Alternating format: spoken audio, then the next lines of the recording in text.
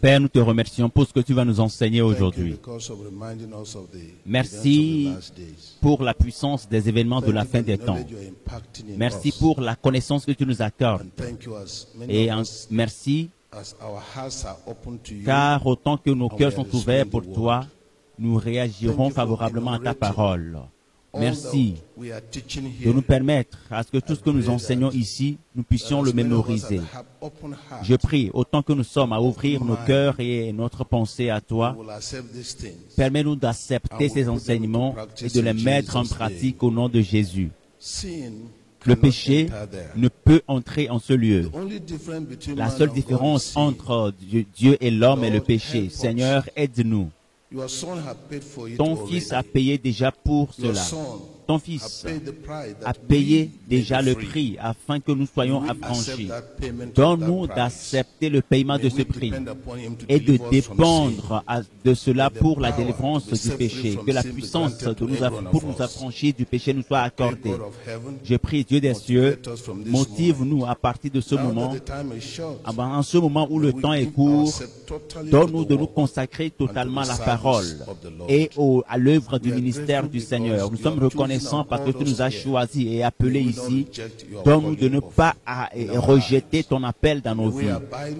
Donne-nous de demeurer en toi et de demeurer dans ta parole. Au nom de Jésus-Christ, nous avons prié. Amen. Amen. Le péché ne peut entrer en ce lieu. Je voudrais que nous imprimions cela dans notre esprit. Aujourd'hui, nous parlons des événements de la fin des temps. Nous allons commencer avec l'enlèvement et par la grâce de Dieu, nous finirons avec le jugement dernier des pécheurs. Depuis l'enlèvement, nous verrons les événements qui vont se situer entre l'enlèvement et le jugement dernier. Mais avant d'avancer, il nous faut nous rappeler, nous lisons dans Genèse chapitre 6, le verset 13, avant d'aller plus loin. Genèse chapitre 6, le verset 13. Genesis.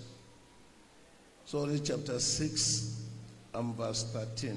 And God said unto Noah, Genèse chapitre 6, le verset 13. Alors Dieu dit à Noé, la fin de toute chair est arrêtée par devers moi, car ils ont rempli la terre de violence. Voici, je vais les détruire avec la terre. Ceci nous rappelle que d'ici peu, l'enlèvement aura lieu. Et après cela, le second avènement du Seigneur et beaucoup d'autres choses vont suivre, comme nous les verrons dans cette section aujourd'hui. Je tente de présenter cela de façon systématique afin que chacun d'entre nous puisse comprendre ce qui se passera depuis l'enlèvement jusqu'au jugement dernier. Et nous devons nous rappeler quelque chose. Dans 1 Corinthiens chapitre 15, c'est le chapitre dans le Nouveau Testament qui parle, tout le chapitre parle du second avènement du Seigneur Jésus. Mais nous allons lire le verset 20. Le verset 20. 1 Corinthiens 15, le verset 20. Là, il est écrit, mais maintenant, Christ est ressuscité des morts, et il est les prémices de ceux qui sont morts, car puisque la mort est venue par un homme, c'est aussi par un homme qu'est venue la résurrection des morts. Et comme tous meurent en Adam, de même aussi tous revivront en Christ. Mais chacun en son rang, Christ comme prémisse, puis ceux qui appartiennent à Christ lors de son avènement. Ensuite viendra la fin, quand il remettra le royaume à celui qui est Dieu et Père, après avoir détruit toute domination, toute autorité et toute puissance. Car il faut qu'il règne jusqu'à ce qu'il ait mis tous les ennemis sous ses pieds. Ici nous voyons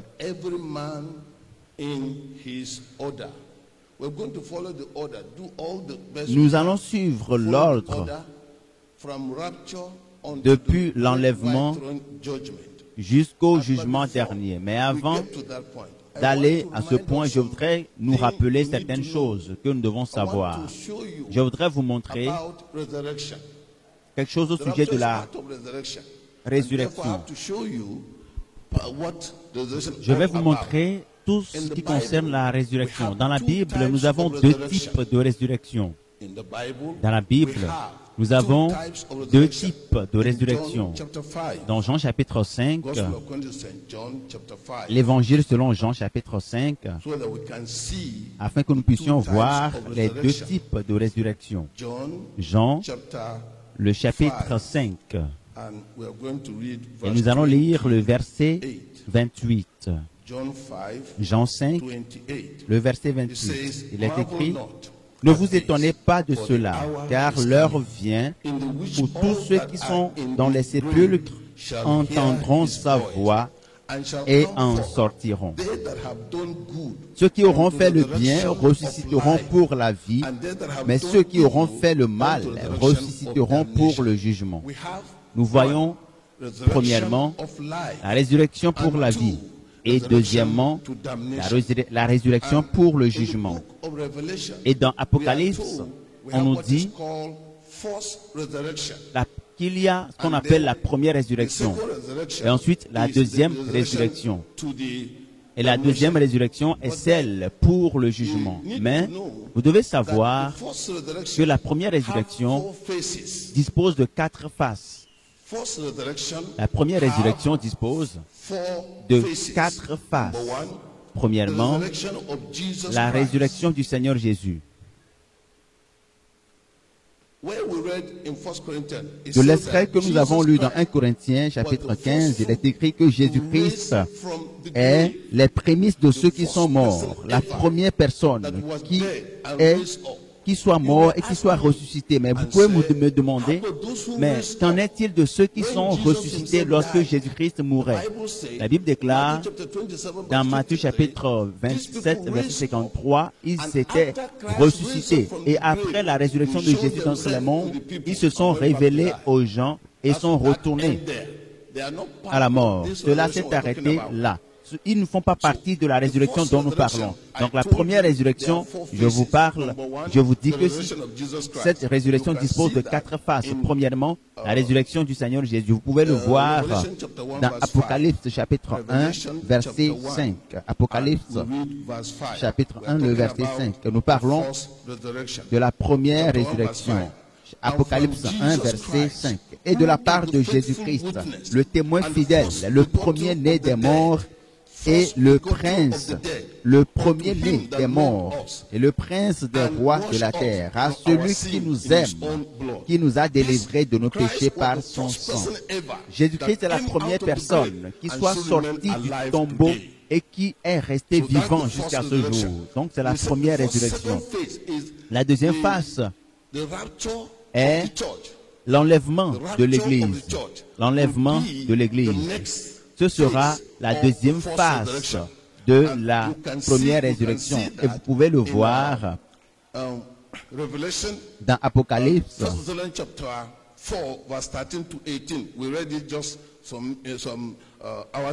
Nous avons lu ce passage il y a quelques instants. Donc, il y aura l'enlèvement de l'Église. L'Église sera enlevée. Et ce sera la deuxième phase de la première résurrection. Donc, la troisième phase, et c'est la résurrection selon l'Ancien Testament. Apocalypse chapitre 19. Je me presse un tout petit peu pour pouvoir couvrir tout. Apocalypse chapitre 19, verset 11. Il est dit: puis je vis le ciel ouvert, et voici parut un cheval blanc. Celui qui le montait s'appelle fidèle et véritable, et il juge et combat avec justice. Ses yeux étaient comme une flamme de feu, sur sa tête étaient plusieurs diadèmes. Il avait un nom écrit que personne ne connaît, si ce n'est lui-même. Et il était revêtu d'un vêtement teint de sang. Son nom est la parole de Dieu. Les armées qui sont dans le ciel le suivaient sur des chevaux blancs revêtus d'un fin lin blanc pur. Alors, ceci est la description du second avènement de Jésus, parce que le second avènement de Jésus, ce n'est pas avec l'enlèvement. Mais ne perdez pas du temps sur ces choses. En ce moment précis, lorsque le Seigneur reviendra pour sa deuxième fois, lorsque ses pieds se poseront sur la montagne des Oliviers, nous avons entendu parler de la montagne des Oliviers. C'est en ce moment où les saints de l'Ancien Testament ressusciteront et iront à la rencontre du Seigneur. Parce qu'après l'enlèvement, les saints de l'Ancien Testament resteront encore dans la tombe, dans leur tombe. Loué soit le Seigneur. Donc c'est la troisième phase. Et la quatrième phase de la première résurrection se trouve dans le chapitre 20, le verset 4. Apocalypse chapitre 20, verset 4. Et je vis des trônes, et à ceux qui s'y assirent fut donné le pouvoir de juger. Et je vis les âmes de ceux qui avaient été décapités à cause du témoignage de Jésus et à cause de la parole de Dieu, et de ceux qui n'avaient pas adoré la bête ni son image et qui n'avaient pas reçu la marque sur leur front et sur leurs mains. Ils revinrent à la vie et ils régnèrent avec Christ pendant combien de temps? 1000 ans. Lorsque Jésus reviendra pour la deuxième fois, en ce moment, parce qu'à la grande tribulation, nous allons l'expliquer plus tard, lorsque les pécheurs seront détruits, ce sera très difficile. Et ceux qui resteront sont ceux qui auront écouté l'évangile pendant la grande tribulation et qui naîtront de nouveau. Ceux-là ressusciteront également. Ceux qui auront été tués parce qu'ils ont refusé la marque de la bête et qu'ils ont décidé de ne pas compromettre leur foi, ceux-là également ressusciteront et régneront avec Jésus pour 1000 ans. Je vais résumer brièvement. La première résurrection a 4 phases. La première est celle du Seigneur Jésus. La deuxième est l'enlèvement. La troisième est la résurrection des saints de l'Ancien Testament. Et la quatrième est la grande tribulation. C'est la quatrième résurrection. Et cela se trouve au verset 5. Nous sommes dans Apocalypse chapitre 20, le verset 5. Il est dit: les autres morts ne revinrent point à la vie jusqu'à ce que les 1000 ans fussent accomplis. C'est la première résurrection. Lorsque la Bible mentionne la première résurrection, qui a 4 phases, cela fait référence à l'une des phases. Donc c'est qui concerne la résurrection. Il y aura une autre résurrection qui aura lieu. Cette fois-ci, ce sera à la fin du règne millénaire. C'est la résurrection pour le jugement. Nous allons voir premièrement l'enlèvement de l'Église. Et ensuite, nous allons parler du second avènement du Seigneur Jésus. Le second avènement de Jésus. Et ensuite, le point 3, nous allons voir le dernier jugement des pécheurs. Ce sera 3 points. Parlons maintenant de l'enlèvement de l'Église. L'enlèvement de l'Église va produire 2 grands événements. Après l'enlèvement, 2 grands événements auront lieu simultanément après l'enlèvement. Voyons ce que dit la Bible lorsque nous parlons de l'enlèvement. Dans 1 Corinthiens chapitre 15 encore, 1 Corinthiens 15, nous allons lire le verset 23. 1 Corinthiens 15, verset 23 dit: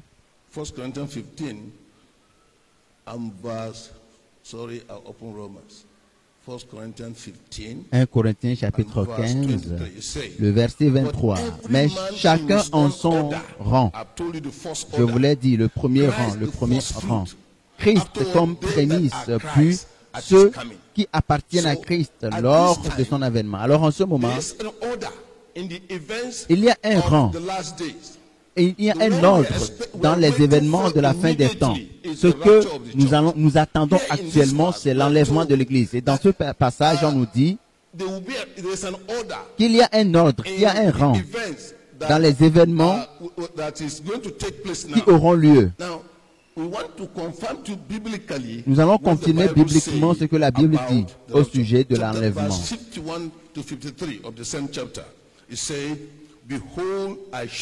Nous lisons du verset 51 au verset 53. Il est écrit, « Voici, je vous dis un mystère. Nous ne mourrons pas tous, mais tous nous serons changés. En un instant, en un clin d'œil, à la dernière trompette. La trompette sonnera et les morts ressusciteront incorruptibles et nous serons changés. » Il est question de l'enlèvement. Lorsque l'enlèvement aura lieu, cela aura lieu en un clin d'œil. Ce sera quelque chose de soudain. Il n'y aura pas de signe précurseur. Rappelez-vous, ce n'est pas encore le second avènement. C'est la première phase du deuxième avènement. Parce qu'il a deux phases. La première phase est l'enlèvement de l'Église. La deuxième phase est le second avènement du Seigneur Jésus. Lorsque Jésus reviendra et que les saints de l'Ancien Testament ressusciteront pour aller à sa rencontre. Donc cette première phase est appelée l'enlèvement. Cela ne concerne que l'Église. Cela concerne ceux-là qui croient en Jésus-Christ. Depuis que le Seigneur est venu sur cette terre jusqu'à ce qu'il revienne pour l'Église. Mais les morts et les vivants iront à la rencontre de Jésus dans les nuées. C'est ce que nous appelons l'enlèvement.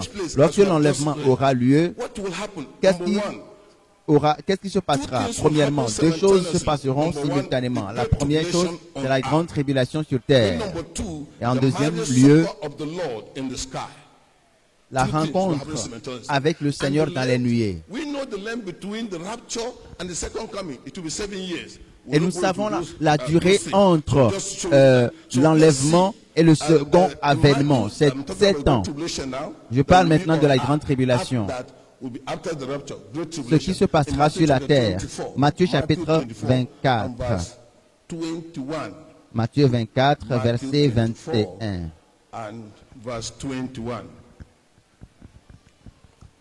For then shall be great tribulation, such as not seen the beginning of the world. Car alors la détresse sera si grande qu'il n'y en a point eu de pareil depuis le commencement du monde jusqu'à présent, et qu'il n'y en aura jamais. Et si ces jours n'étaient abrégés, personne ne serait sauvé. Mais à cause des élus, ces jours seront abrégés. Rappelez-vous, ici, il n'est pas question de l'Église, mais ce passage parle des Juifs. Rappelez-vous que le chapitre 24 parle des Juifs, mais cela, nous pouvons tirer des enseignements là-bas et appliquer à notre vie. Parce qu'en ce moment, nous serons déjà avec le Seigneur dans les nuées. Mais lisons dans Luc chapitre 21, verset 25. Nous parlons de la grande tribulation après l'enlèvement. Deux choses auront lieu simultanément. La première chose est la grande tribulation qui se passera sur terre. Nous sommes dans Luc chapitre 21, le verset 25. Il est écrit, il y aura des signes dans le soleil, dans la lune et dans les étoiles. Et sur la terre, il y aura de l'angoisse chez les nations qui ne sauront que faire au bruit de la mer et des flots. Les hommes rendant l'âme de terreur dans l'attente de ce qui surviendra pour la terre, car les puissances des cieux seront ébranlées. Voyez, il est question de ce qui se passera pendant la grande tribulation. Le cœur, les hommes rendant l'âme de terreur dans l'attente de ce qui surviendra pour eux, pour la terre. Donc, c'est la manifestation de la colère de Dieu sur terre. Et il y aura effusion de sang. Beaucoup de croyants seront tués. Dieu va prendre vengeance, va tirer vengeance. Dieu va torturer la terre à cause du mal, parce qu'ils ont choisi de suivre Satan. C'est le premier point. Deuxième point, Dieu va causer des problèmes aux Juifs qui doivent retourner au Seigneur. Ils doivent retourner au Seigneur. Permettez que je vous dise comment est-ce que Dieu le fera. Dans Psaume chapitre 105, verset 25. Psaume 105, le verset 25. 25. Psalm 105 verse 25. It said, Il a dit, He turned their heart il changea leur cœur au point qu'ils haïrent son peuple deal subtly et qu'ils with his traitèrent ses servants. serviteurs What avec does that perfidie. mean? Qu'est-ce que cela veut In dire? Egypt, En Égypte, Israel let les Egypt Israélites ont simply quitté because l'Égypte simplement parce que when the hearts of the Egyptians were turned against lorsque them, le and were cœur instigated des by Égyptiens God. sont Why? tournés, To get them leave est this tourné dirty place and go contre to the land of le peuple promise. d'Israël. Et c'est The Dieu same qui a thing. suscité Jews cela. are Pourquoi? antagonistic Parce que with les Christ Israélites now. doivent quitter cet They endroit are not souillé. Christians now. Et c'est la They are même not chose. believers now. Aujourd'hui, But les Juifs ne God sont pas will encore chrétiens, ne sont release pas encore the des great croyants. Mais tribulation Dieu on va earth, permettre la grande especially in the tribulation Middle sur East, terre et particulièrement dans le Moyen-Orient pour les ramener afin qu'ils puissent désirer le Messie.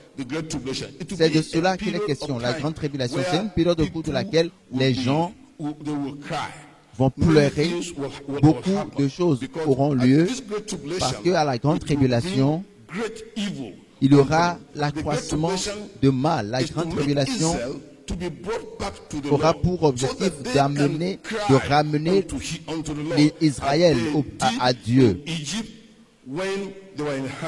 Tout comme Dieu a délivré le peuple en Égypte quand il était dans la servitude. Donc, la grande tribulation est une période de grand trouble. C'est ce que la Bible dit. C'est une période au cours de laquelle le Seigneur Jésus va permettre tous ceux-là qui ont rejeté Christ en ce moment. Les gens vont chercher avec leur sagesse, leur intelligence, ils vont chercher le secours d'un être supérieur qui va les délivrer de la méchanceté qui va caractériser cette période. Et cette chose aura lieu simultanément avec un autre événement. Parce que lorsque vous lisez 1 Thessaloniciens chapitre 4, 1 Thessaloniciens chapitre 4, et nous lisons à partir du verset 13. 1 Thessaloniciens 4 du verset 13, et nous verrons ce qui aura lieu, nous, où est-ce que nous serons enlevés. Nous ne voulons pas, frères, que vous soyez dans l'ignorance au sujet de ceux qui dorment, afin que vous ne vous affligiez pas comme les autres qui n'ont point d'espérance. Il est question de l'enlèvement. Car si nous croyons que Jésus-Christ est mort et qu'il est ressuscité, croyons aussi que Dieu ramènera par Jésus et avec lui ceux qui sont morts. Voici en effet ce que nous vous déclarons d'après la parole du Seigneur. Nous les vivants restés pour l'enlèvement du Seigneur, nous ne devancerons pas ceux qui sont morts. Car le Seigneur lui-même a un signal donné à la voix d'un archange et au son de la trompette de Dieu descendra du ciel et les morts en Christ ressusciteront premièrement. Ensuite, nous les vivants qui serons restés, nous serons tous ensemble enlevés avec lui sur des nuées à la rencontre du Seigneur dans les airs, et ainsi nous serons toujours avec le Seigneur. Nous serons avec lui dans les airs.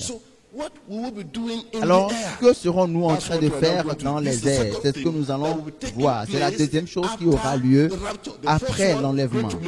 Après, premièrement, la grande tribulation sur terre.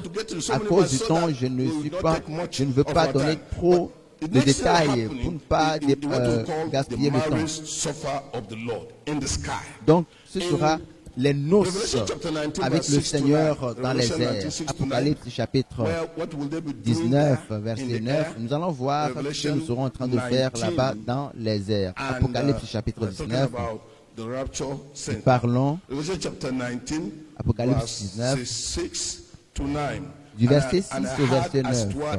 Et j'entendis comme une voix d'une foule nombreuse, comme un bruit de grosses eaux, et comme un bruit de fort tonnerre, disant Alléluia, car le Seigneur notre Dieu est tout-puissant est entré dans son règne. Réjouissons-nous et soyons dans l'allégresse, et donnons-nous gloire, car les noces de l'agneau sont venues, et son épouse s'est préparée. Lorsque l'enlèvement aura lieu, événement aura également lieu. Et lorsque nous irons, les cieux se réjouiront parce que la fiancée rejoindra Christ dans les nuées pour 7 bonnes années. Et que serons-nous en train de faire en cet endroit? Romains chapitre 14, verset 10. Romains 14, verset 10. Romains chapitre 14, le verset 10.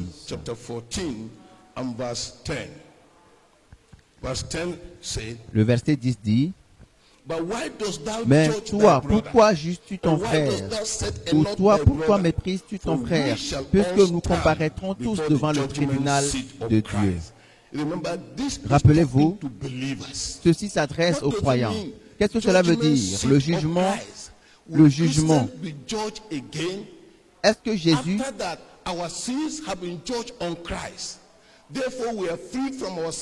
nous avons foi en Jésus-Christ. Mais qu'est-ce que cela veut dire? Que nous comparaîtrons tous devant le tribunal de Dieu. Nous irons, le jugement ici veut dire la récompense, ou là où vous allez vous asseoir et on va examiner toutes vos œuvres et votre récompense vous sera donnée. C'est ce que cela veut dire. Nous comparaîtrons tous devant le tribunal de Dieu. Nous allons tous nous réunir. Tous croyants, tous les croyants vont se réunir là-bas et nous serons tous, nous comparaîtrons tous devant le tribunal de Dieu et la récompense nous sera donnée. Nous voyons ce qu'un autre verset dit dans 2 Corinthiens, chapitre 5, le verset 10. 2 Corinthiens 5, verset 10. Car il nous faut tous comparaître devant le tribunal de Christ, afin que chacun reçoive selon le bien ou le mal qu'il aura fait étant dans son corps.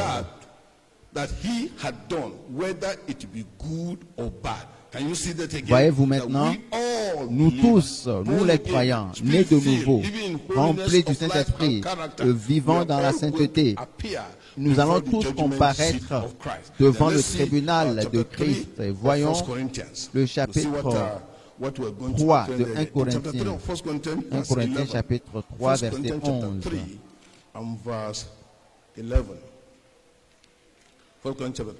1 Corinthiens 3, le verset 11. Il est dit: car personne ne peut poser un autre fondement que celui qui a été posé, savoir Jésus-Christ. Or, si quelqu'un bâtit sur ce fondement avec de l'or, de l'argent, des pierres précieuses, du bois, du foin, du jaune, l'œuvre de chacun sera manifestée, car le jour la fera connaître, parce qu'elle se révélera dans le feu, et le feu éprouvera ce qu'est l'œuvre de chacun. Si l'œuvre bâtie par quelqu'un sur le fondement subsiste, il recevra une récompense. Si l'œuvre de quelqu'un est consumée, il perdra sa récompense pour lui.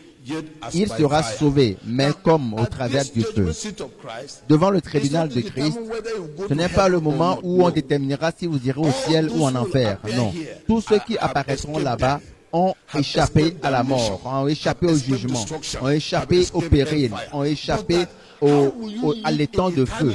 Mais comment allez-vous vivre dans l'éternité? Cela sera déterminé ici. Est-ce que vous allez vivre comme un pauvre ou bien comme quelqu'un qui est en train de souffrir, ou bien quel que soit le statut que vous aurez sera déterminé ici. Nous parlons de ce que vous faites actuellement, parlant des dons, de la libéralité, parlant de l'œuvre pour le Seigneur, de l'évangélisation. C'est en ce moment où cela sera déterminé. Si vous êtes de bon cœur, vous saurez en ce moment. Parce que l'œuvre de certains les œuvres de certains seront consumées. Peut-être on a demandé à un pasteur qu'il devrait être dans une localité précise, il devait demeurer dans cette localité et Dieu lui a demandé d'y aller. Mais parce que vous préférez le confort dans votre zone, vous ne voulez pas aller dans cette localité, vous refusez d'y aller. Et vous êtes en train de faire ce qui est bien, mais tout ce que vous faites dans ce milieu où le Seigneur ne vous a pas placé, tout cela sera consumé par le feu. Et parce que vous êtes au mauvais endroit. Pour certains d'entre vous, vous êtes ici à Abuja, mais le Seigneur a besoin de vous dans votre localité, votre village. Vous avez besoin. Vous avez l'autorité. Vous pouvez parler votre langage local. Vous pouvez parler votre langue locale. Dans votre localité, vous aurez plus d'impact, plus qu'à Abuja. Mais vous dites non, pas moi. Il n'y a rien là-bas, il n'y a pas de lumière là-bas et vous avez refusé. Vous allez comprendre ce jour-là. C'est à ce jour que vous saurez que vous avez gaspillé votre vie, vous avez gaspillé votre temps. Vous avez refusé de faire la volonté de Dieu. C'est en ce moment que votre statut sera déterminé. Donc, les noces avec le Seigneur, c'est un endroit où le jugement concerne ce que nous allons recevoir comme récompense. Rappelez-vous, oubliez les années passées. Hier, on nous a dit que tout est déterminé par le nombre d'âmes que nous avons gagnées pour Jésus et qui sont restées sauvées pour qu'elles soient présentées au Seigneur. Et Paul a dit, vous êtes le sujet de ma joie. Seul Dieu sait ce que vous faites. Ce que vous faites. C'est ce qui va arriver en cette période. Ici, vous voyez maintenant qu'après l'enlèvement, deux événements auront lieu simultanément. Et ces deux événements sont, point 1, la grande tribulation sur terre. Je veux couvrir tout le thème. C'est pour cela que je n'entre pas trop dans les détails, parce que c'est pour cela que nous devons être éveillés, parce que nous sommes proches, très près de l'enlèvement. Nous devons comprendre que la grande tribulation vient.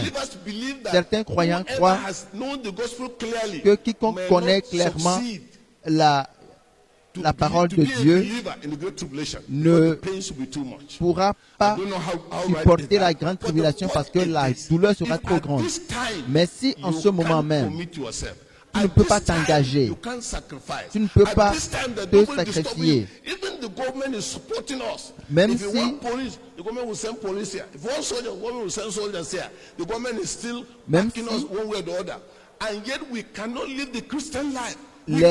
la police nationale nous soutient et autres, mais nous n'arrivons pas à nous sacrifier pour le Seigneur, un temps viendra où le gouvernement sera contre les croyants. C'est pour cela que nous devons nous réveiller. Chacun d'entre nous doit se réveiller. Vous ne savez pas le dernier culte que vous allez rendre au Seigneur, la dernière chose que vous aurez à faire pour le Seigneur avant son apparition. Alors, quoi que vous aurez à faire pour le Seigneur, faites-le avec tout votre cœur. Quel que soit ce que vous voulez donner au Seigneur, donnez-le avec votre cœur. Quel que soit ce que vous voulez faire pour le Seigneur, faites-le de tout cœur. Nous allons maintenant parler de l'enlèvement. Après l'enlèvement, nous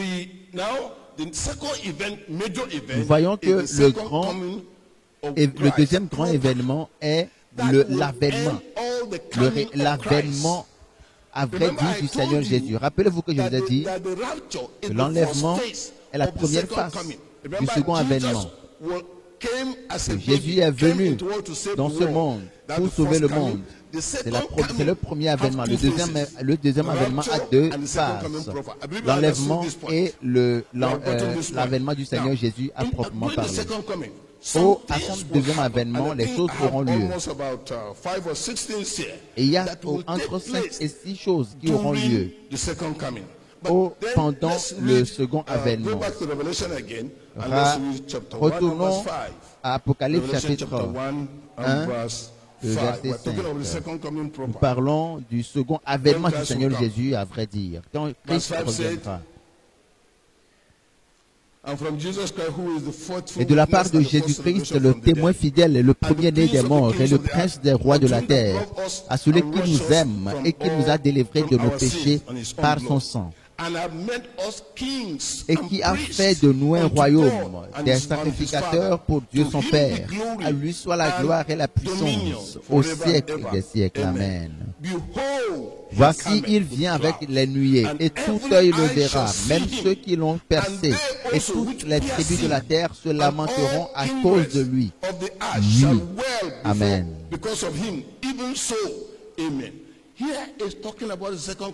Ici, il est question du second avènement. Et le premier avènement, c'est seulement l'Église. Les morts et l'Église vivante, ceux-là qui vont le voir physiquement, parce que les morts vont ressusciter et ils vont le joindre dans les nuées. Mais cette fois-ci, tout œil le verra. Tout œil le verra. Tous ceux qui vivront sur terre le verront. Dans Zacharie, chapitre 14, verset 1. Il est question du second avènement du Seigneur Jésus, bien décrit là-bas. Zacharie chapitre 14. Voici le jour de l'Éternel arrive, et tes dépouilles seront partagées au milieu de toi. Je rassemblerai toutes les nations pour qu'elles attaquent Jérusalem. La ville sera prise, les maisons seront pillées et les femmes violées. La moitié de la ville ira en captivité, mais le reste du peuple ne sera pas exterminé de la ville. L'Éternel paraîtra et il combattra ces nations comme il combat au jour de la bataille. Ses pieds se poseront en ce jour sur la montagne des Oliviers, qui est vis-à-vis de Jérusalem, du côté de l'Orient. La montagne des Oliviers se fendra par le milieu, à l'Orient et à l'Occident, et il se formera une très grande vallée. Une moitié de la montagne reculera vers le septentrion et une moitié vers le midi. Voici les questions du second avènement. Christ reviendra physiquement et visiblement. Il descendra à Jérusalem. Jésus-Christ, il y a une montagne à Jérusalem appelée montagne des Oliviers, qui est à l'est de la ville de Jérusalem. Jésus-Christ posera ses pieds sur cette montagne et la montagne va se fondre en deux. Une première partie ira au septentrion et une deuxième vers le midi. Et il y aura une grande vallée et de l'eau sortira. Et cette eau va bénéficier pendant le règne millénaire. Je déclare qu'il y sera, moi aussi j'y serai. Nous allons profiter de cela au nom de Jésus.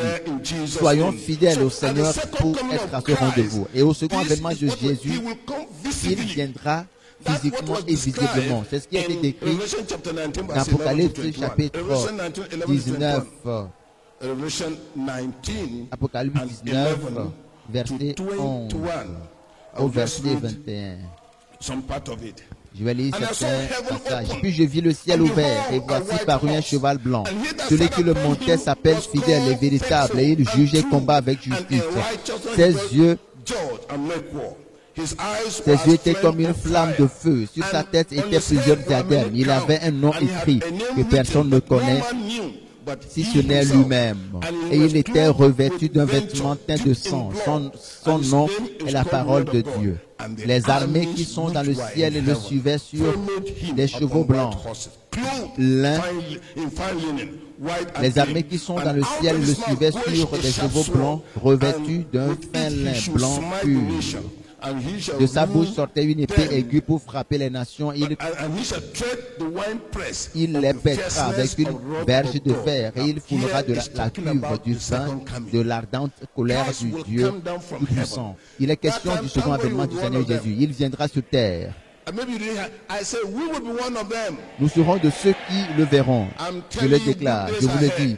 Nous avons de beaux jours devant nous. Ne vous inquiétez pas de ce qui vous arrive actuellement. Ne vous préoccupez pas de votre terrain, de tel ou tel, ou bien de vos infinités. Nous avons de beaux jours devant nous. Lorsque Jésus reviendra, et nous reviendrons avec lui pour régner sur terre pendant combien de temps? Pendant 1000 ans. Nous irons à cela. Alors Christ reviendra pour son deuxième avènement. Et ce deuxième avènement va produire à peu près 6 choses ici. Première chose, la bataille d'Armageddon. Deuxièmement, Satan sera lié. Troisième point, le règne millénaire de Jésus. 4, la libération de Satan.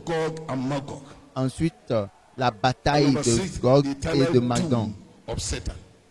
Et le sixième point, la destruction de Satan. C'est la chose qui va arriver, c'est les choses qui vont arriver après le deuxième avènement. à l'enlèvement, deux choses auront lieu. La grande tribulation et les noces avec l'époux. Donc, avec le deuxième avènement, il y aura 6 choses. Première chose, la bataille d'Armageddon. C'est la bataille qui aura lieu parce que la grande tribulation finira par la bataille d'Armageddon. Après l'enlèvement, la grande tribulation aura lieu sur terre. Et en ce moment, les gens vont se rassembler. Toutes les nations vont se réunir contre Israël parce que le sujet sera Israël. Et l'idée, c'est d'empêcher Christ de revenir pour régner. Ce sera la raison. Parce que la grande tribulation, le diable va faire sa part et Dieu va faire sa part. Et à cause de cela, il y aura une guerre terrible en ce moment. Et cela se trouve dans Apocalypse chapitre 19, versets 11 à 21. C'est la guerre de la bataille d'Armageddon. Pour gagner du temps, je vais aborder le point. Satan sera lié. Satan sera lié. And I saw an angel come down from heaven, having the key of the bottomless pit and a great chain in his hand. Apocalypse chapitre 20, verset 1. Puis je vis descendre du ciel un ange qui avait la clé de l'abîme et une grande chaîne dans sa main. Il saisit le dragon, le serpent ancien, qui est le diable et Satan, et le lia pour 1000 ans. Le diable sera lié. Pourquoi? Parce que pendant cette période, la bataille d'Armageddon a été préparée avec toutes les nations et tous les rebelles vont se réunir pour combattre Jérusalem. Les faux prophètes vont aussi se réunir là-bas. Les armées, peut-être de la Russie, de l'Iran, de la Chine, vont également se réunir à Jérusalem contre Christ. Ce sera comme du sable. C'est pour cela que la Bible dit que quand Jésus descendra, il aura une épée qui sortira de sa bouche. Est-ce que vous vous rappelez? Cette épée vise à détruire ces méchants. La méchanceté va s'arrêter. La méchanceté cessera. Les mauvaises personnes périront un jour. La méchanceté finira, le mal finira un jour. Et au second avènement du Seigneur Jésus, tous ces gens-là qui auront été tués attendront, tués pour martyrs attendront la résurrection. Pour ce qui est de la bête et ces démons qui, l'antéchrist et la bête seront attrapés et jetés dans les temps de feu. Pas pour l'instant dans l'enfer, mais les temps de feu. Mais les êtres humains iront là-bas à cause de leur atrocité, de la méchanceté. Savez-vous, je vous montre quelque chose dans Proverbe chapitre 16, le verset 4. Proverbe chapitre 16, le verset 4. 16 and verse 4. Whatever you are doing, you're doing for God. Quel que soit ce que vous faites, vous le faites pour Dieu. Quel que soit ce que vous faites, vous le faites pour Dieu. L'Éternel a tout fait pour un but. Pourquoi? Pour un but. Même le méchant pour le jour du malheur. Cela veut dire que Dieu a tout créé pour lui-même. Même le méchant, il l'a fait pour un but et pour lui. Donc, toi qui es en train de commettre du péché, tu es en train de donner les droits, les pleins droits au Seigneur de te châtier correctement dans les temps de feu. Tu es en train de voler de Dieu. Dieu a dit à Pharaon, je te connais. Quand j'ai découvert que tu es la personne, j'ai dit, je vais te montrer que je suis plus puissant. Est-ce que tu saisis? Et Pharaon savait que Dieu était puissant. Ne permets pas à ce que Dieu atteigne ce point avec toi. Alors, quel que soit ce que vous faites, il vous a créé pour lui-même. Que vous le vouliez ou pas, vous travaillez pour Dieu. Pécheurs, you are doing that for God because God will have the greater reason of punishing you well. Quel que soit ce que vous faites, c'est pour le Seigneur. Et si c'est le mal, Dieu aura toutes les raisons de vous châtier. Est-ce que vous pouvez compétir avec Dieu? Qu'est-ce que vous avez? Et vous voulez concurrencer Dieu. Vous n'avez rien. Rappelez-vous, vous ne pouvez rien faire en dehors de la pensée de Dieu ou de la volonté de Dieu. Pourquoi ne pas vous soumettre maintenant? Dites, je me soumettrai. Dites-le encore, je me soumettrai. Dites-le très bien, je me soumettrai. C'est la seule voie qui constitue l'échappatoire. Si vous péchez, vous voulez continuer à pécher. Donc, est-ce que vous l'avez lu dans Psaume chapitre 105? C'est Dieu qui a suscité la haine dans le cœur de l'ennemi contre son peuple. Même le diable est en train d'accomplir le plan de Dieu sur terre. Même le méchant, ce qu'il est en train de faire, c'est pour le plan de Dieu. Il y a des gens dans l'église comme toi qui sont méchants et qui ont décidé d'être méchants et qui sont en train d'accomplir le plan de Dieu parce qu'ils sont en train d'agir afin que Dieu leur révèle, montre sa puissance en un jour. Tu ne peux pas échapper à Dieu. La seule échappatoire est la soumission à Dieu. Lorsqu'une montagne tombe sur toi, elle t'affaisse. Mais si c'est toi qui tombes sur la montagne, qu'est-ce qui va arriver? Tu vas t'écraser. Est-ce que tu vas le faire à dessein et tomber sur la montagne, tomber sur Jésus? Il va t'amener à le servir mieux. Donc, c'est ce qui concerne la bataille de l'Armageddon. Maintenant, Satan, à cause de tout le mal qu'il a fait, et Jésus veut régner sur cette terre, Jésus veut régner, et parce que il n'y aura plus personne pour tenter. C'est pour cela que dans le chapitre 20, verset 1 à 2, il est écrit, non, je viendrai et lier Satan et le jeter dans les temps. Et Satan va dégringoler pendant 1000 ans sans atterrir. Est-ce que vous comprenez cela? C'est Dieu. Ils seront en train de dégringoler dans le vide, parce qu'il n'y a pas de chute, il n'y a pas de point de chute dans cette fosse.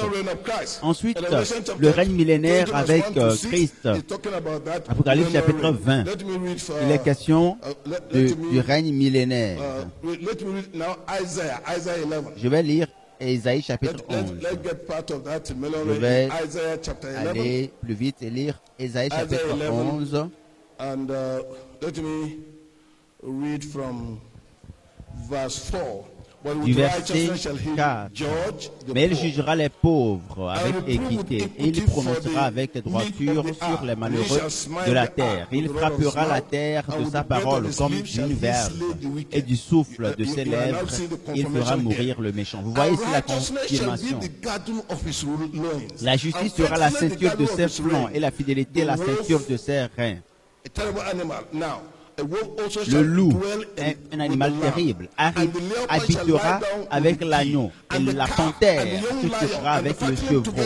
Le veau, le lionceau et le bétail qu'on engraisse seront ensemble et un petit enfant les conduira. La vache et l'ours auront un même pâturage, leur petit un même gîte, et le lion, comme le bœuf, mangera de la paille. Le nourrisson s'ébattra sur l'antre de la vipère, et l'enfant sevré mettra sa main dans la caverne du basilic. Il ne se fera ni tort ni dommage sur toute ma montagne sainte, car la terre sera remplie de la connaissance de l'Éternel comme le fond de la mer par les eaux qui le couvrent.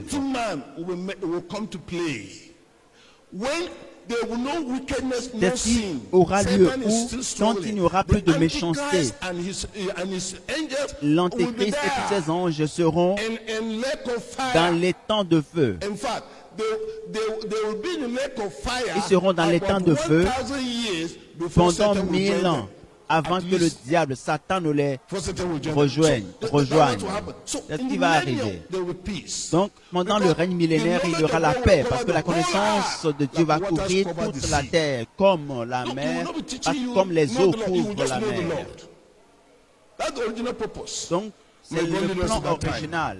La connaissance de Dieu va se répandre, que le Seigneur nous amène jusqu'à connaître cette période. Daniel chapitre 2, verset 32 à 35, et 44 à 45. stone that was cut up without Rappelez-vous hand, Jesus Christ, that de smite cette all the pierre kingdoms qui a of été the world rejetée, from Nebuchadnezzar le down Seigneur to our day. Jésus-Christ. And that stone will grow and fill the Cette earth. pierre Talking va about Jesus. grandir That is et the time couvrir of toute la millennial terre. reign. Il s'agit du Seigneur now, Jésus, c'est le the temps, c'est le fourth règne thing millénaire. is releasing of Satan from prison. Le quatrième The question point est asks la why. libération de Satan Remember, the de la people prison. that La during raison the est Great pourquoi. Tribulation, Rappelez-vous, not ceux qui everybody will sont les die. acteurs de la grande tribulation, ce n'est pas tout There are le monde people qui that mourra. will still remain on Tout le monde earth. qui mourra. Il y aura Who des gens were encore born qui during the resteront Great sur Tribulation. Some of la them were terre. 900, 800, 700 or 600 years. They will still be there. Il y aura They encore have des not gens been là-bas given the opportunity to repent. à qui l'opportunité They ne have not sera been pas given donnée de se opportunity to decide repentir. for God because you Il will n'aura make pas you will make a d'opportunité personal pour eux choice to serve the Lord. décider Those people too de décider will be à given servir le chance Seigneur. to do what? À ceux-là, To il decide for sera God. Let's see accordé that la chance in de chapter- recevoir le Seigneur. Voyons-le In Revelation chapter dans 20 verse Apocalypse 7. chapitre 20 verset Revelation 7. chapter 20 Apocalypse and verse chapitre 20, 7. le Revelation verset 20 7. and verse 7. It said, Il est dit, and when the 1000 years quand les 1000 ans seront are accomplis, expired, Satan sera Satan shall relâché be de loosed sa out of his prison. prison. Et il And he shall sortira go pour out to deceive séduire the les nations nations which are in the four qui sont corners aux of the quatre earth, coins de la terre, Gog and Gog Magog, et Magog, to gather them together afin de les to rassembler battle. pour la The guerre. number of Leur whom is nombre as the est comme sand le of the sable sea. de la mer. And they went Et up ils on the montèrent breadth of the sur la earth face and de la compassed terre the et ils camp of the investirent saints le camp about, des saints et la ville and the bien-aimée. beloved city. Mais un feu And fire descendit came down du from ciel et les dévora. from God out of heaven and do what? And devour them. This is what we call the battle of C'est ce qu'on Gog appelle la and bataille de Gog et Magog. Because when Satan is Parce que released, lorsque he Satan will go sera all over the libéré, earth. il Those va who didn't aller sur believe, toute la he was terre. given time to believe. So he will still get people, even Il va during encore the avoir peaceful des gens, reign of God, of Christ on même earth. pendant le règne Even though de that paix is du full Seigneur reign, Jésus. people will still support Satan. Les gens continueront après ce Will règne say, millénaire à "Oh, people miss it. supporter We'll get him this time Satan. around." Then battle of Gog and Magog will- La bataille will de come Gog into et play. Magog He will gather aura the lieu. whole people in the corners Il va of the earth and réunir cover the tous les whole, gens, les around- nations around des the- quatre the coins city de la of the terre, saints, that is we. autour de la cité sainte de la ville bien-aimée. Et ils viendront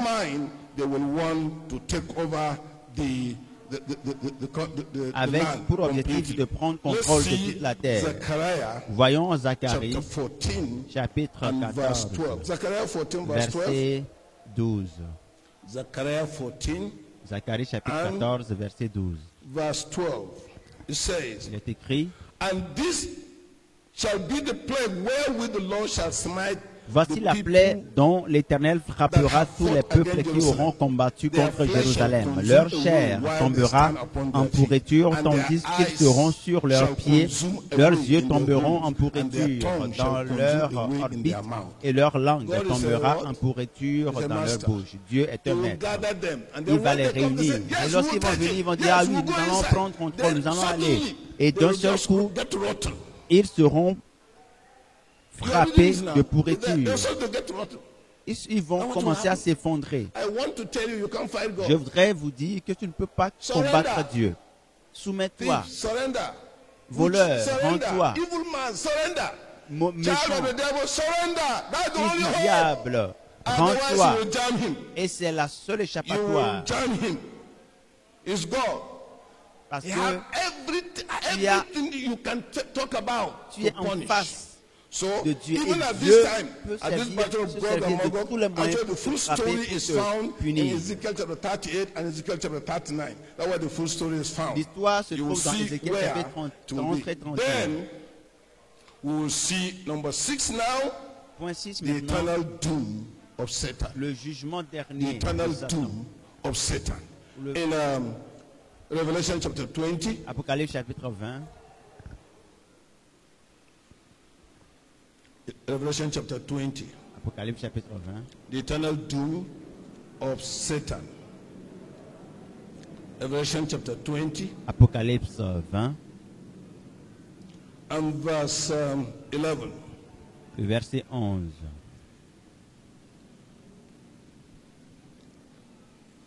And I saw a great white throne. Puis je vis un grand trône blanc. Et celui qui... Chapter 20 verse 7. Le verset 7 plutôt. It said, Quand les 1000 ans seront accomplis, Satan sera relâché de sa prison. Et il sortira pour séduire les nations qui sont aux quatre coins de la terre, Gog et Magog, afin de les rassembler pour la guerre. Leur nombre est comme le sable de la mer. Et ils montèrent sur la face de la terre. Et ils investirent le camp des saints et la ville des bien-aimés. Mais un feu descendit du ciel et les dévora. Le diable qui les séduisait fut jeté dans les temps de feu et de soufre, où sont la bête et le faux prophète, et seront tourmentés jour et nuit au siècle des siècles,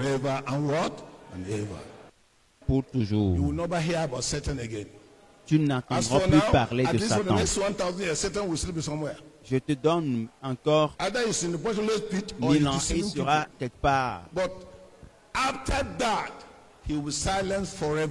Et après cela, il va garder un silence pour toujours. Il sera anéanti pour toujours. Et tous ceux qui l'ont soutenu seront réduits au silence pour toujours. Mais nous avons décidé de suivre le Seigneur Jésus, de renouveler notre mentalité. Jésus-Christ est celui qui prendra soin de nous. Il prendra soin de nous au nom de Jésus. Donc c'est la destruction finale de Satan et il ne paraîtra plus. Je vous ai parlé du premier point, l'enlèvement. Point 2, le second avènement de Jésus. Ensuite, le dernier jugement des pécheurs. Le jugement dernier des pécheurs. Dans Apocalypse chapitre 20, le verset 11. Puis je vis un grand trône blanc, et celui qui était assis dessus. La terre et le ciel s'enfuirent devant sa face, et il ne fut plus trouvé de place pour eux. Et je vis les morts, les grands et les petits, qui se tenaient devant le trône. Des livres furent ouverts, et un autre livre fut ouvert, celui qui est le livre de vie. Et les morts furent jugés selon leurs œuvres, d'après ce qui était écrit dans ces livres. La mer rendit les morts qui étaient en elle. La mort et le séjour des morts rendirent les morts qui étaient en eux, et chacun fut jugé selon ses œuvres. Et la mort,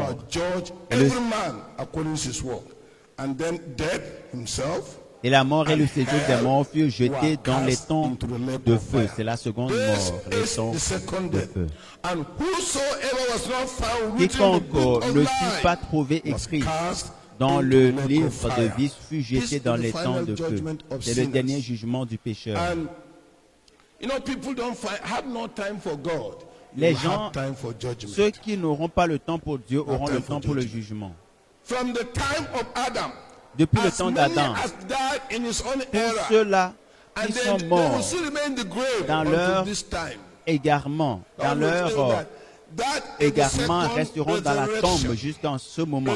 La seconde résurrection. La résurrection pour le jugement, pour le péril, pour la destruction. Tous ceux qui paraîtront devant ce grand trône blanc iront en enfer. Eux tous.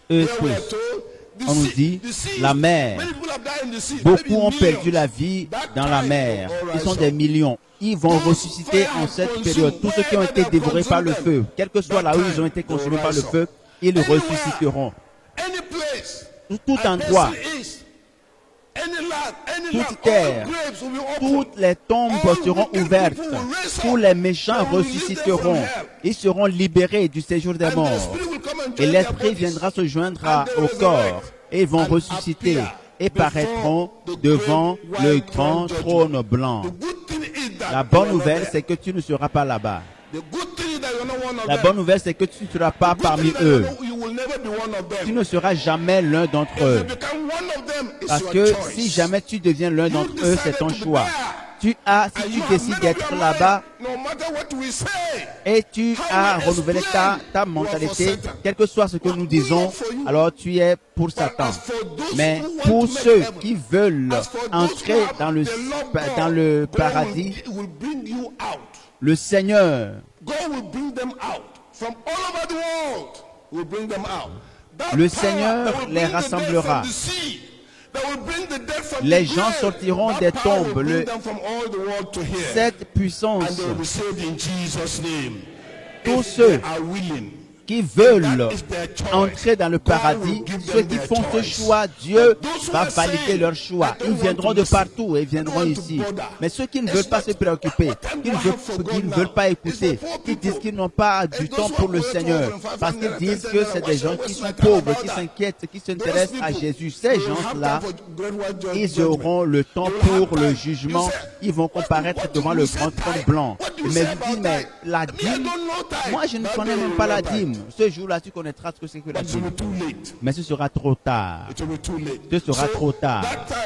Alors, c'est ce que nous appelons le jugement dernier. Voyons dans Apocalypse 14, verset 10. Apocalypse 14, verset 10. Revelation 14 and verse 10, it says, "The same shall drink of the wine of the wrath of God." Il boira lui aussi du vin de la fureur de Dieu, versé sans mélange dans la coupe de sa colère, et il sera tourmenté dans le feu et le soufre, devant les saints anges et devant l'agneau. Et la fumée de leur tourment monte au siècle des siècles, et ils n'ont de repos ni jour ni nuit, ceux qui adorent la bête et son image, et quiconque reçoit la marque de son nom. Voyez-le, est-ce que vous le voyez maintenant? Ils seront tourmentés jour et nuit, sans repos. Ils seront tourmentés jour et nuit. La bonne nouvelle, c'est que nous ne serons pas là-bas. Nous serons des spectateurs, nous verrons le jugement, nous serons là-bas en live, nous serons là-bas et nous verrons cela se passer pour voir le sort des méchants. Vous verrez le sort des méchants, ceux qui nous ont fait souffrir, parce que Dieu va leur donner ce qu'ils méritent. Dans Matthieu chapitre 25, verset 46.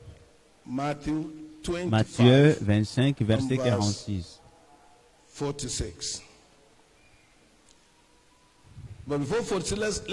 Avant le verset 46, lisons le verset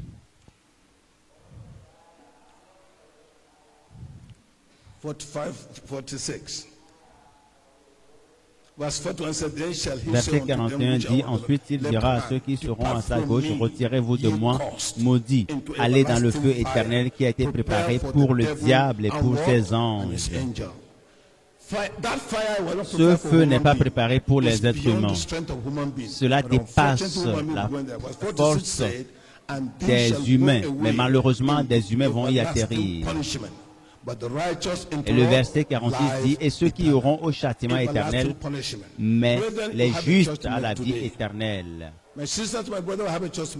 Mon frère, ma soeur, tu as un choix à faire aujourd'hui. Y a-t-il quelque chose dans ta vie que tu dois corriger? Y a-t-il quelque chose que tu dois corriger? Je dois sonder ma vie pour voir. Et si ces choses arrivaient maintenant, tout à l'heure, et tu t'en vas, où vas-tu? Parce que la mort et l'enlèvement peuvent surgir à tout moment, peuvent arriver à tout moment. Alors il y a un choix que tu dois faire aujourd'hui. Tu as écouté parler de tout ce que le Seigneur a prévu au sujet de la fin des temps, des choses qui vont arriver d'ici peu. Et à la fin de cette session concerne le jugement pour la résurrection pour le jugement, la fin des temps, le péril. Et ma prière pour toi, c'est que aucun d'entre nous ne connaîtra le jugement de la fin des temps. Parce que Dieu, celui qui nous a donné son Fils unique, utilisera sa puissance pour nous fortifier. Et je prie que tout péché qui a lié ta pensée, ton cœur, ta volonté, et qui t'empêche de bénéficier de la puissance de la résurrection, que cela soit détruit au nom de Jésus, que cela soit chassé au nom de Jésus. Parce que nous avons fait le choix de suivre le Seigneur. Pourquoi continuer à servir Satan? Et au même moment, nous disons que nous suivons le Seigneur. Quel que soit ce péché, où qu'il se trouve, à l'instant, tu vas t'en débarrasser. Tu vas dire, oui, je te rejette, je renonce à toi, je te chasse, je te chasse de ma vie.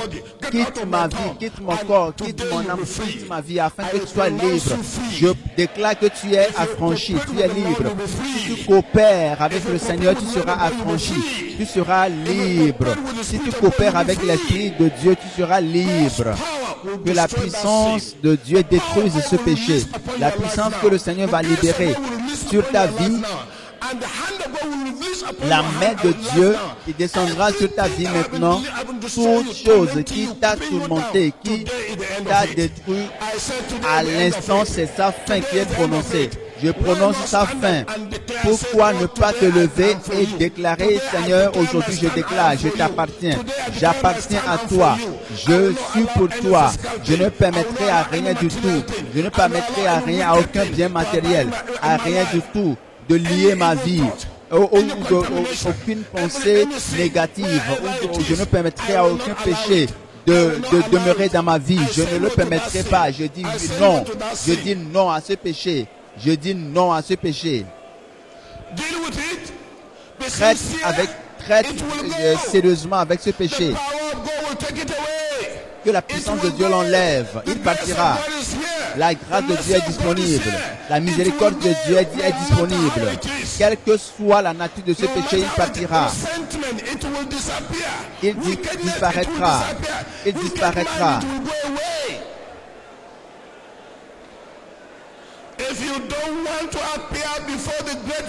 Si tu ne veux pas paraître devant le trône, le grand trône blanc de jugement, alors c'est le moment de traiter avec cet appétit, cette colère, tout ce qui te tourmente.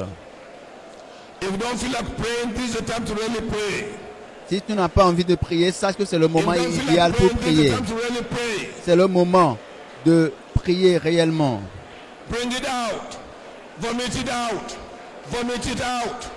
Vomissez cela. Cette restitution doit être faite. Cette deuxième épouse, tu dois la laisser aller. Quel que soit ce qui t'a lié,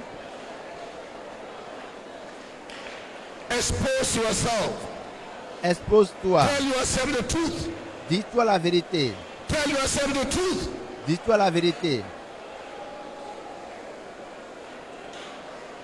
Le salut divin est disponible. La puissance de Dieu est disponible. La gloire de Dieu est disponible. La miséricorde divine est disponible. Nous ne pouvons pas venir ici et repartir et demeurer encore pécheurs. Non, jamais. Nous devons être affranchis.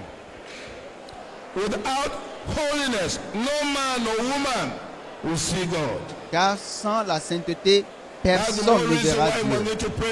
C'est la raison pour laquelle nous devons prier.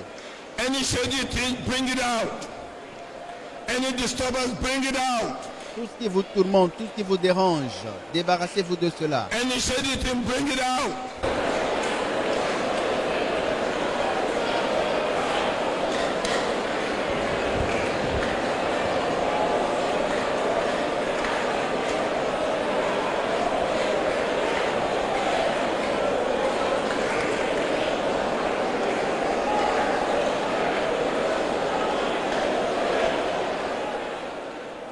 The Lord wants to bless you.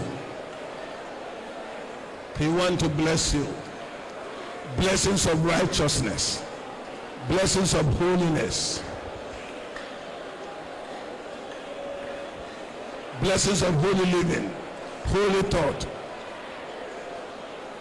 Holy temper. Controlled temper.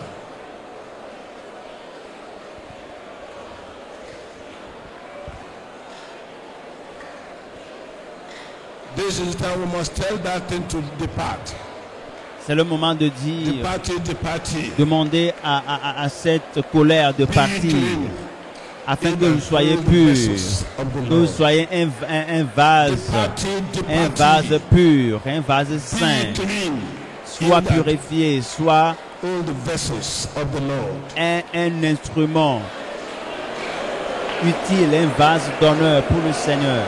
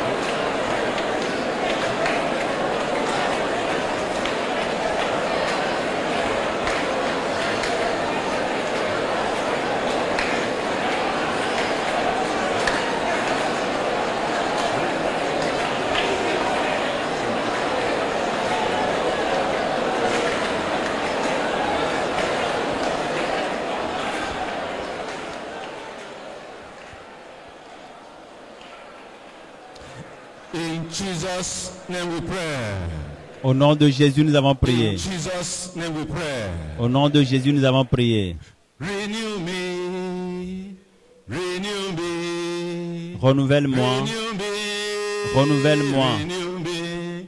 renouvelle-moi. When thou shalt come from above, I shall be free, my Father, renew me, renew me, Renouvelle-moi, mon Père. renew me, renew me, renew me. Renouvelle-moi. When thou shalt come Quand tu reviendras from above, des cieux, I shall be free, my je serai Father, affranchi. renew me. Mon Père, renouvelle-moi. Restore me, Restaure-moi. restore me, Restaure-moi. restore me, restore me.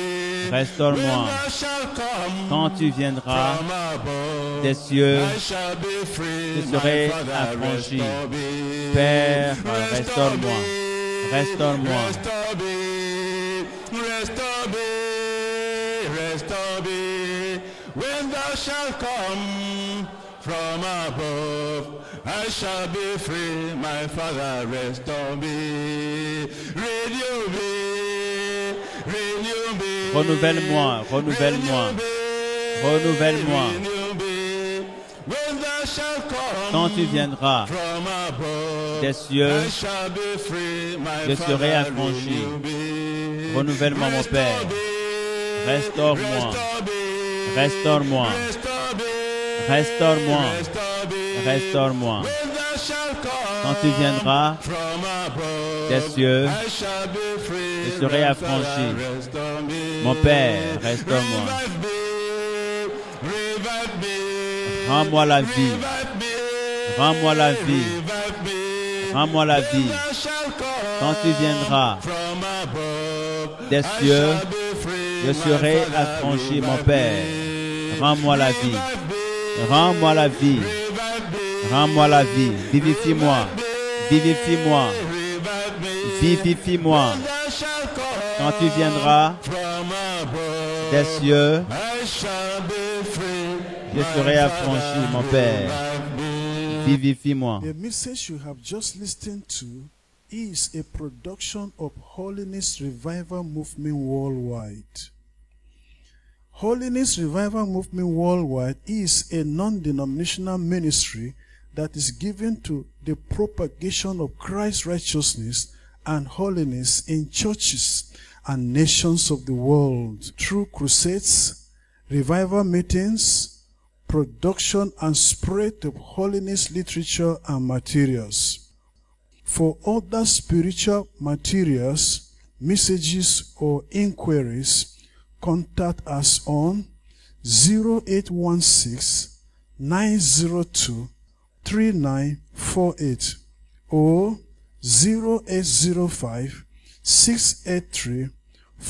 0805-683-4323. You can also reach us through our email address, holinessrevivalmovement@gmail.com. God bless you. For God so loved the world, that he gave his only begotten Son, that whosoever believes in him should not perish, but have everlasting life. For God sent not his Son into the world to condemn the world, but that the world through him might be saved. Hallelujah. Jesus, I believe in you. You are my Lord and Savior. I believe in you. You are the living Savior. I believe in you. You are my Lord and Savior. I believe in you. You are the living Savior. You came from heaven. You died for my sins. You purchased me with your blood. You are my Lord and my Savior. You left your throne above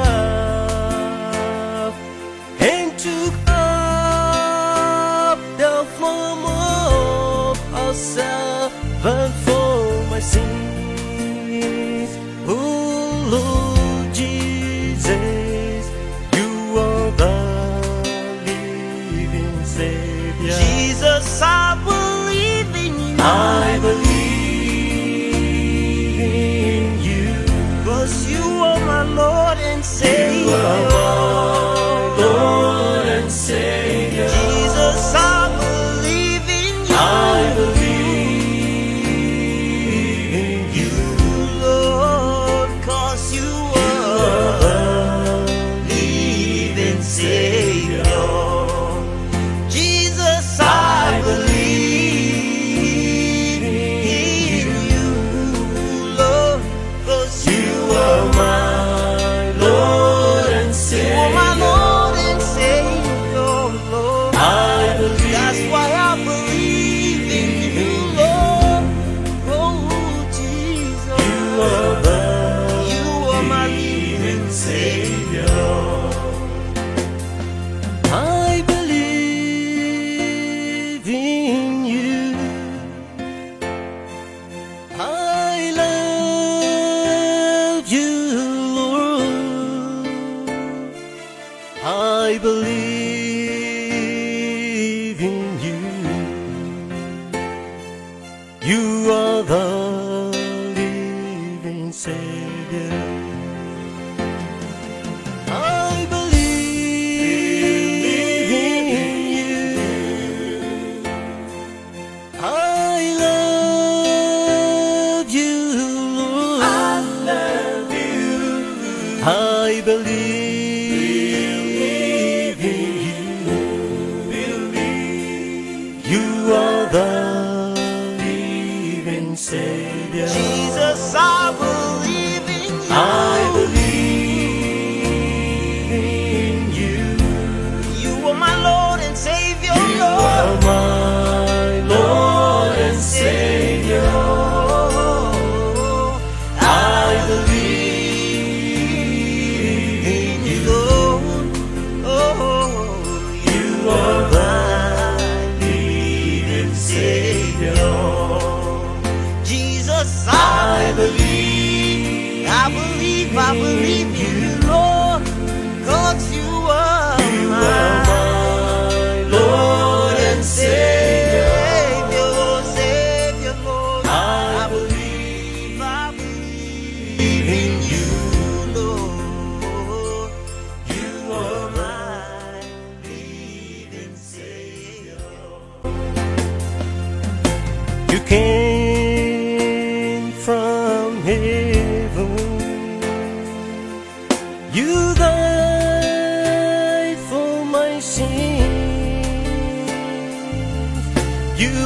purchased me with your blood.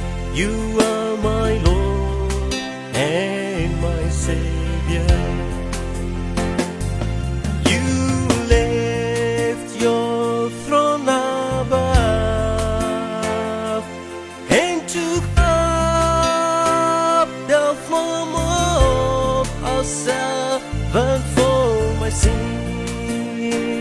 Oh Lord Jesus, you are the living Savior. Jesus, I believe in you. I believe in you, 'cause you are my Lord and Savior. You are my Lord and Savior. Jesus, I believe in you. I believe in you, Lord, 'cause you are the living Savior. Jesus, I believe in you, Lord, 'cause you are my Lord and Savior. You are my Lord and Savior, Lord. I believe. That's why I believe in you, Lord. Oh, Jesus. You are my living Savior. I believe in you. I love you, Lord. I believe in you. You are the living Savior. I believe in you.